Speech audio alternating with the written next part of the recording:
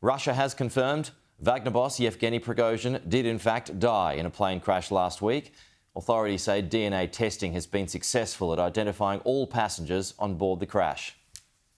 Finally, the proof, such as it is. Russia's investigative committee confirming through his DNA that the Wagner mercenary boss Yevgeny Prigozhin was indeed on board that plane, which fell out of the sky on Wednesday night.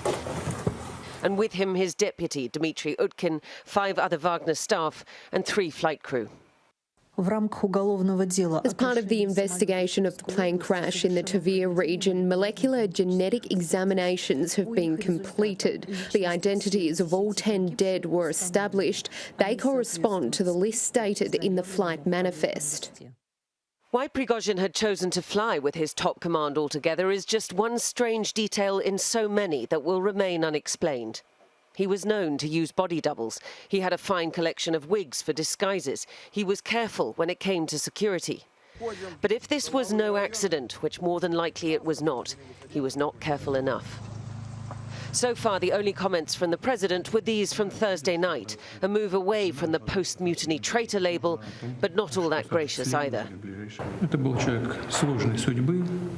He was a man of difficult fate, and he made serious mistakes in life. He achieved the results he needed, both for himself and, when I asked him, for the common cause. No date yet for the funeral, and the Kremlin won't say whether President Putin will attend, just that he has a busy schedule.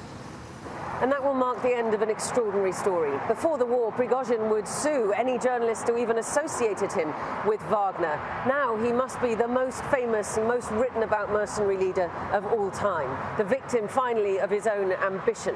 The moral of that story: rise up against the Kremlin and you have to be sure that you follow through. The million-dollar question: how Russia's elites might respond.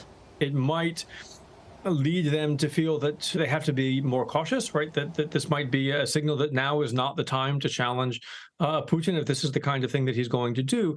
But equally, it might blow in the other direction, right? It might lead people to think that if they're now living in a system in which this is the kind of thing that the president does, that he blows up the private jets of his of members of his elite, right? That maybe now is the time for a change, and if they don't act now, things might become even more difficult down the road.